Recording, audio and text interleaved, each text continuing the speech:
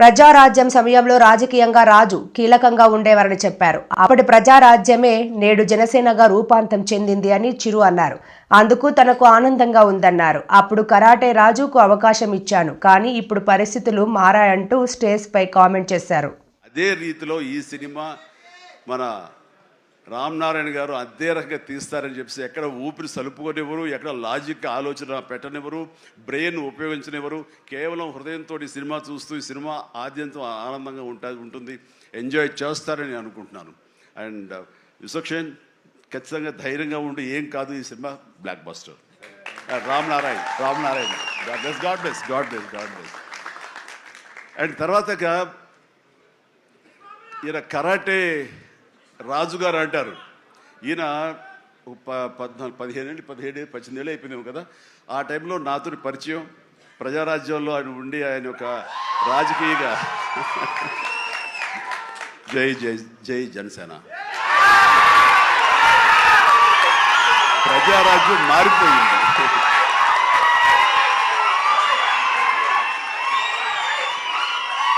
ప్రజారాజ్యం రూపాంతరం చెందింది జనసేనగా. I'm very happy.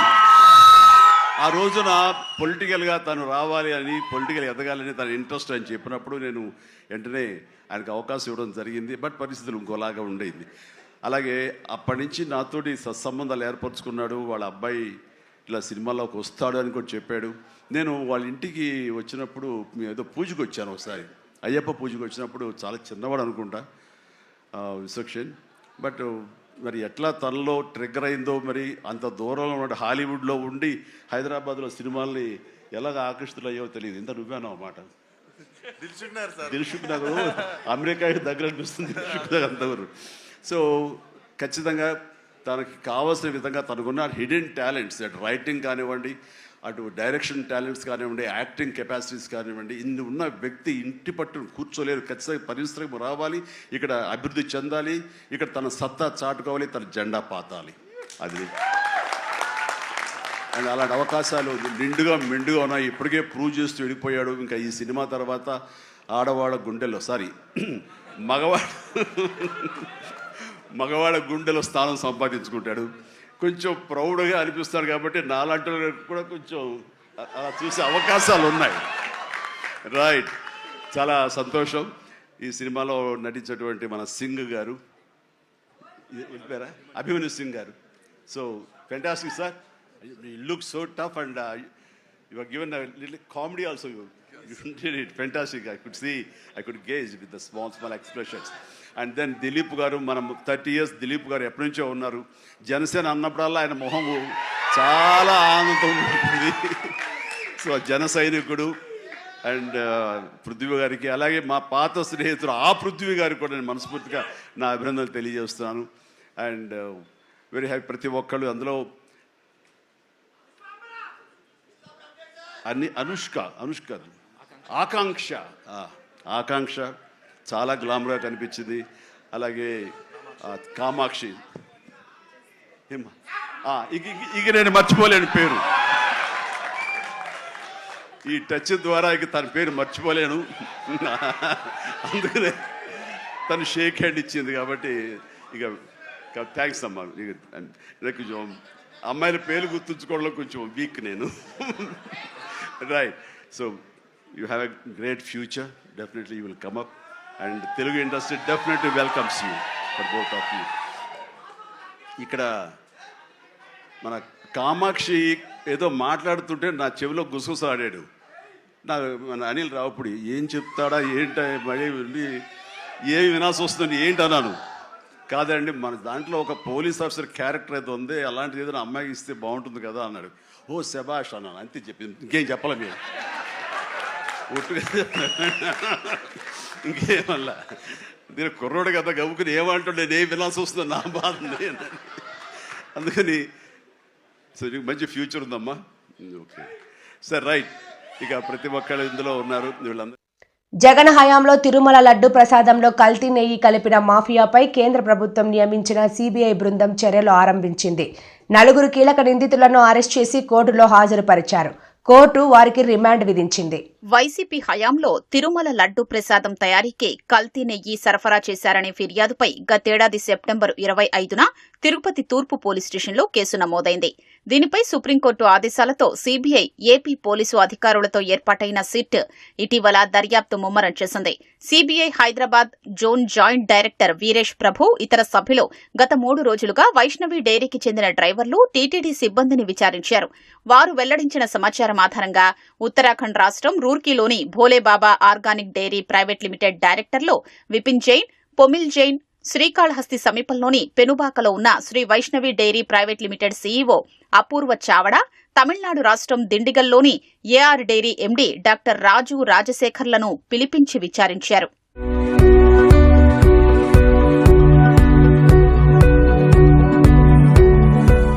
AR dairy పేరుతో శ్రీ వైష్ణవి డైరీ ప్రతినిధులే టీటీడీకి నెయ్యి సరఫరా టెండర్లు దక్కించుకుంటున్నట్లు సిట్ తేల్చింది. ఏఆర్ డైరీ పేరును ముందు పెట్టి తప్పుడు డాక్యుమెంట్లు, సీళ్లు, ఇతర పత్రాలు ఉపయోగించి టెండర్లలో పాల్గొన్నట్లు గుర్తించింది. అసలు భోలేబాబాకు భారీ ఎత్తున నెయ్యి ఉత్పత్తి చేసే సామర్థ్యం లేదని, ఆ సంస్థ మిగతా చోట్ల సేకరించి సరఫరా చేసిందని గుర్తించింది. వీటిపై సిట్ అధికారులు వేసిన ప్రశ్నలకు డైరీ ప్రతినిధులు సమాధానమివ్వలేదు. భోలేబాబా నుంచి కిలో నెయ్యి 355కు కొనుగోలు చేసి శ్రీ వైష్ణవి డైరీ ఏఆర్ డైరీకి $319.80 సరఫరా చేసినట్లు రికార్డుల్లో ఉంది. ఎక్కువ ధరకు కొని తక్కువ మొత్తానికి సరఫరా చేయడం ఎలా సాధ్యం? కల్తీ చేయలేదా అని విచారణలో ప్రశ్నించగా డైరీ ప్రతినిధులు స్పందించలేదని సమాచారం. ఆయా డైరీల ఉత్పత్తి సామర్థ్యమెంత, వారు ఎక్కడి నుంచి పాలు సేకరిస్తున్నారు తదితర వివరాలు సిట్ అధికారులు రాబట్టారు. టీటీడీతో ఏఆర్ డైరీ ఒప్పందం చేసుకుంటే శ్రీ వైష్ణవి డైరీ నుంచి ఎందుకు సరఫరా చేశారు? మార్కెట్లో కిలో నెయ్యి ధర కనిష్టంగా 500కు పైగా ఉంటే 320కే సరఫరా చేస్తామని ఎలా ఒప్పందం చేసుకున్నారు తదితర అంశాలపై సిట్ అధికారులు వివరాలు రాబట్టారు.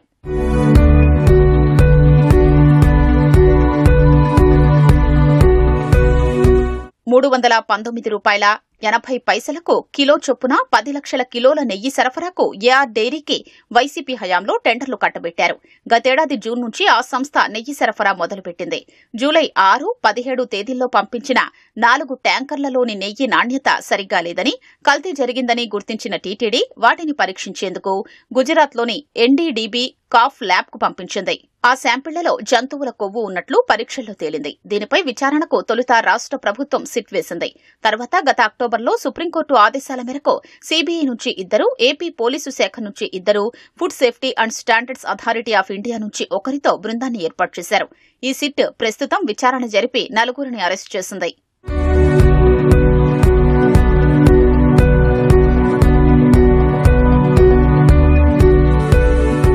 $319.80 కిలో చొప్పున నెయ్యి సరఫరా చేసేలా తమిళనాడులోని ఏఆర్ డైరీ సంస్థ టీటీడీతో ఒప్పందం కుదుర్చుకుంది. ఆ సంస్థకు భారీగా నెయ్యి ఉత్పత్తి సామర్థ్యం లేదు. శ్రీకాళహస్తి సమీపంలోని పెనుబాక వద్ద ఉన్న Shri Vaishnavi dairy private limited నుంచి నెయ్యి కొనుగోలు చేసి సరఫరా చేసింది. అలాగని ఆ నెయ్యి వైష్ణవి డైరీలోనూ ఉత్పత్తి కాలేదు. ఆ సంస్థ తిరుపతికి 2300 కిలోమీటర్ల దూరంలోని కల్తీ నెయ్యి మాఫియాకు పెట్టింది పేరైన ఉత్తరాఖండ్లోని రూర్కీలో ఉన్న Bholebaba organic dairy private limited నుంచి కొనుగోలు చేసి ఏఆర్ డైరీకి ట్యాంకర్లలో సరఫరా చేసింది. అవే ట్యాంకర్లను ఏఆర్ డైరీ వేరే ఇన్వాయిస్ నెంబర్లతో తిరుమలకు పంపించిందని సిట్ దర్యాప్తులో తేలింది. ఈ అంశాలపై సిట్ అధికారులు ఆయా సంస్థల ప్రతినిధుల్ని ప్రశ్నించగా వారు సరైన రీతిలో సమాధానాలు చెప్పలేదు. వీటికి సంబంధించిన ఇన్వాయిస్లు, ఈవే బిల్లులు, ట్యాంకర్ల టోల్ బిల్లు రసీదులు, ఇతర వివరాలన్నింటినీ సిట్ అధికారులు ఆధారాలతో సహా చూపిస్తూ ప్రశ్నించగా డైరీ ప్రతినిధులు నీళ్లు నమిలారు. విచారణకు ఏమాత్రం సహకరించకపోవడంతో వారిని సిట్ అరెస్టు చేసింది. హోంమంత్రి అనిత మానవత్వం చాటుకున్నారు. నరసరావుపేట బైపాస్ రోడ్డులోని వైట్ జంక్షన్ వద్ద సోమవారం ఉదయం బైక్ ప్రమాదం జరిగింది. ఈ ప్రమాదంలో ఓ యువతికి గాయాలయ్యాయి. అదే మార్గంలో శ్రీశైలం పర్యటనకు వెళ్తున్న అనిత దీన్ని గమనించి తన కాన్వాయ్ను ఆపారు.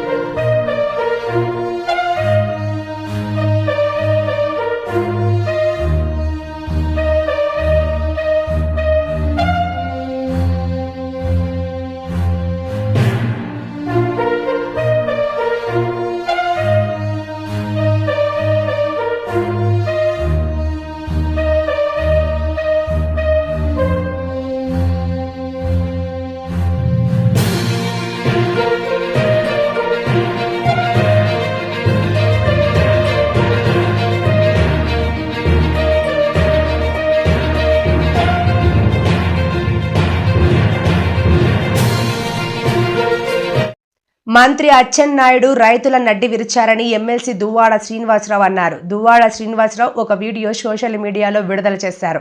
ఆ వీడియోలో ఎమ్మెల్సీ మాట్లాడుతూ శ్రీకాకుళం టెక్కలి ప్రాంతాల్లో కూడా తీవ్రమైనటువంటి దందా జరిగింది. దళారీ వ్యవస్థ యొక్క అకృత్యాలు తీవ్ర రూపం దాల్చాయి. రైతన్నలకు మోసం జరిగింది. గడచిన ప్రభుత్వంలో జగన్మోహన్ రెడ్డి గారు ముఖ్యమంత్రిగా ఉండేటప్పుడు రైతు భరోసా కేంద్రాలు ఏర్పాటు చేసి వాటి ద్వారా విత్తనం నుంచి విక్రయం వరకు ప్రతి రైతన్నకు ఎరువులు, విత్తనాలు, పురుగు మందులు అందజేస్తూ పండిన పంటకు గిట్టుబాటు ధరలు వచ్చే విధంగా ధరను ప్రకటిస్తూ ఆ మద్దతు ధరతో పాటు హమాలీల ఛార్జీలు, గోనె సంచుల ఛార్జీలు, రవాణా ఛార్జీలు కలిపి ప్రతి అకౌంట్లో కూడా పడేటట్లు చేసి రైతన్నలకు 13,500 రూపాయలు రైతు భరోసా కింద ఇచ్చి ఆదుకున్నటువంటి వైనం. మరి ప్రభుత్వం అధికారంలోకి వచ్చిన తర్వాత రైతు భరోసా కేంద్రాలన్నింటిని కూడా తుంగలో తొక్కారు. ఆ కేంద్రాలని నిర్వీర్యం చేశారు. 13,500 రూపాయలు ఇస్తామన్నారు, ఇవ్వలేదు. 9 నెలలు అవుతుంది ప్రభుత్వం అధికారంలోకి వచ్చి. 13,500 రూపాయలకు జగనన్నిస్తే మేము 20,000 రూపాయలు ఇస్తామన్నారు. ఒక్క రూపాయి కూడా అందజేయాలి. విత్తనాలు లేవు, ఎరువులు లేవు, పురుగు మందులు లేవు. ఆఖరికి పండించిన పంటకు గిట్టుబాటు ధరల్లో కూడా లేవు. దళారీ వ్యవస్థ విలయ తాండవం చేస్తుంది. శ్రీకాకుళం జిల్లాలో అయితే దళారీ వ్యవస్థ చాలా అన్యాయాలు జరిగినాయి. దళారీ వ్యవస్థకు అధ్యక్షుడు, అన్ని రంగాల బాగా సహకరించినటువంటి ఈ దందాకి, రౌడీజానికి, గూండాయిజానికి ఆద్యుడు అచ్చెన్నాయుడు సోదరుడు కింజరాపు హరిప్రసాద్. ఈ హరిప్రసాద్ నేతృత్వంలో రైస్ మిల్లర్స్ సంఘం మొత్తం ఎన్నైతే ఉన్నాయో అందరూ కూడా చాలా అకృత్యాలు చేశారు. వీళ్ళ అదృష్టం కొలిది, ప్రజల దురదృష్టం కొలిది వీళ్ళకి సీఎంఆర్ పర్మిషన్స్ కూడా వచ్చినాయి. నిమ్మాడ రైస్ మిల్లు అచ్చెన్నాయుడు స్వంత మిల్లుకి. ఇందులో జరుగుతున్నటువంటి దందాలు చూస్తే ఈ రైస్ మిల్లుకు ధాన్యం వెళ్ళాలి అంటే ఏసీకేకి 6,000 రూపాయలు చెల్లించాలి. ఆ ఏసీకేలో ప్రతి బస్తాలో కూడా 5 కేజీలు లెస్ చూపించాలి. ఇది ఒక రకంగా దందా. అయితే ఈ జిల్లాలో రైతుల వద్ద నుంచి కొనుగోలు చేయాల్సినటువంటి ధాన్యంలో ధాన్యాన్ని కొనుగోలు చేయటంలో చాలా దుర్మార్గమైన ఏర్పాట్లు చేశారు. అదేంటంటే కౌలు రైతులుగా కొంతమంది కార్యకర్తలను ఎన్నుకొని రైతుల వద్ద నుంచి భూమి కౌలుకు తీసుకుంటున్నట్టుగా నమ్మబలికి డాక్యుమెంట్లు సృష్టించి ఆ డాక్యుమెంట్ల ద్వారా కౌలు రైతుల పేరున ఉన్నటువంటి భూమికి బదులుగా ఇంత ధాన్యం పండించారని, ఆ ధాన్యానికి మేము మా మిల్లుల ద్వారా సేకరించామని, ఆ ధాన్యం యొక్క ధర ఇంతని ప్రభుత్వానికే నమ్మబలికి ప్రభుత్వం వద్ద నుండి ఆ డబ్బులన్నీ కూడా అకౌంట్లో జమ చేయించుకున్నారు. ఎవరి అకౌంట్లో? కౌలుదారుల అకౌంట్లో. కౌలుదారుల అకౌంట్లో జమ అయిన డబ్బులు ఎవరి అకౌంట్లోకి వెళ్తున్నాయి? అచ్చెన్నాయుడు కింజరాపు హరిప్రసాద్ అకౌంట్లోకి నేరుగా వెళ్తున్నాయి. పరిశీలన చేయమని కోరుతున్నాను. ఈ విషయాన్ని ఓ అధికారి పరిశీలిస్తే అధికారికి హెచ్చరిక చేశారు. పిచ్చి పిచ్చి వేషాలు ఇస్తే నిన్ను సస్పెండ్ చేస్తామన్నారు. అధికారులకు అందరికి కూడా నిర్వీర్యం చేసి వాళ్ళని పక్కన కూర్చోబెట్టించారు, భయపెట్టిస్తున్నారు. కౌలు రైతుల పేరిట ధాన్యాన్ని, అసలు ధాన్యాన్ని కొనకుండా ధాన్యాన్ని కొన్నామని నమ్మబలికి నిధులు కైంకర్యం చేస్తున్నారు. ప్రభుత్వ నిధుల్ని. రైతుల వద్ద ధాన్యం చూస్తే 7,50,000 టన్నుల పైచిలకు శ్రీకాకుళంలో పంట పండితే ఏడాది 4,45,000 టన్నులు మాత్రమే కొనుగోలు చేశారు.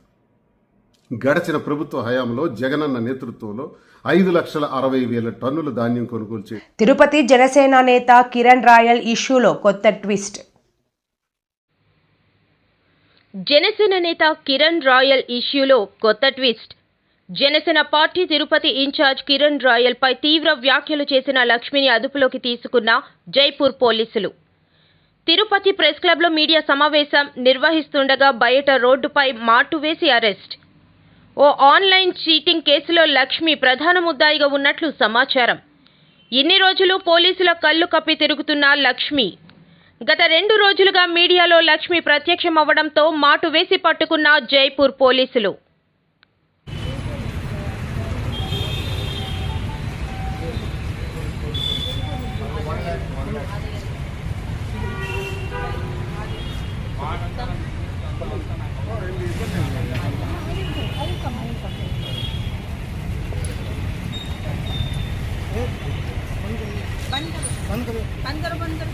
मीडिया वाला है।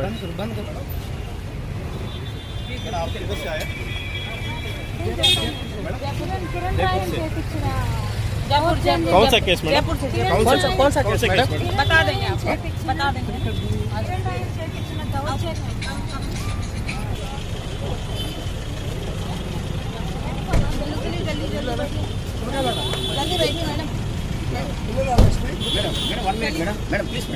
संबंधित थाने से बात कर। ఎందుకు అరెస్ట్ చేస్తున్నారు?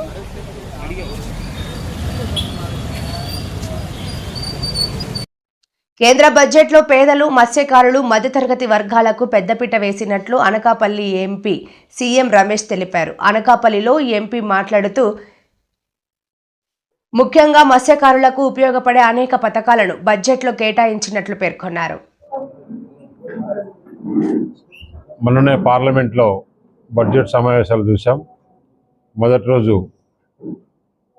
ఆ రోజు శనివారం అయినా కూడా బడ్జెట్ ప్రవేశపెట్టడం, ఎందుకంటే 1వ తారీఖు బడ్జెట్ ప్రవేశపెట్టాలనేది ప్రభుత్వ నిర్ణయం. శనివారం అయినా కూడా బడ్జెట్ ప్రవేశపెట్టడం. బడ్జెట్లో ఈసారి అంశాలు చూస్తే ముఖ్యంగా మధ్యతరగతి కుటుంబాలకి, పేదలకి పెద్ద ప్రోత్సాహం. ముఖ్యంగా ఈ ప్రాంతానికైతే మత్స్య కార్మికులకి చాలా ఉపయోగకరమైన, ప్రయోజనకరమైన స్కీమ్స్ వచ్చాయి.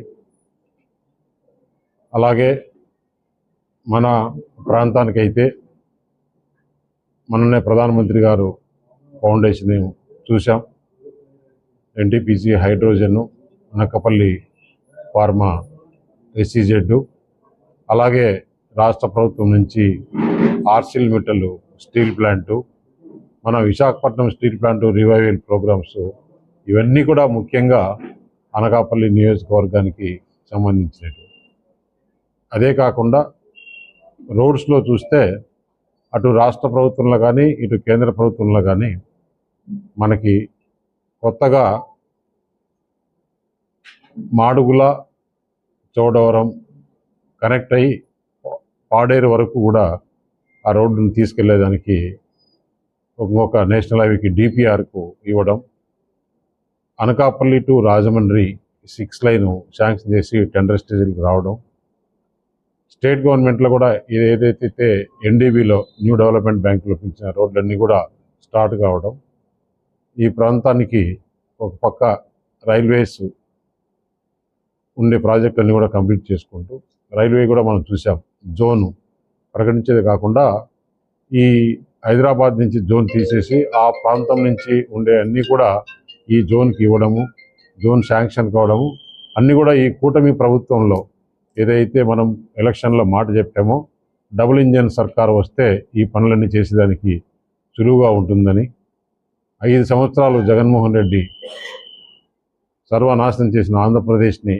ఏ విధంగా కాపాడుకునేదానికి ప్రధానమంత్రి గారు ఆంధ్రప్రదేశ్కు ప్రత్యేకంగా శ్రద్ధ వహించి ఇక్కడ డెవలప్మెంటు, ప్రజలకు ఒక పక్క ఇన్ఫ్రాస్ట్రక్చర్ డెవలప్మెంటు, ఇంకొక పక్క ఈ బడ్జెట్లో ఏ విధంగా ఆంధ్రప్రదేశ్కు మేలు జరుగుతుందో, మన రాష్ట్రంలో దాదాపు 1000 కిలోమీటర్లు సముద్ర తీరం ఉంది. ఆ సముద్ర తీరానికి ఎక్కువ మత్స్య కార్మికులు ఉన్నారు.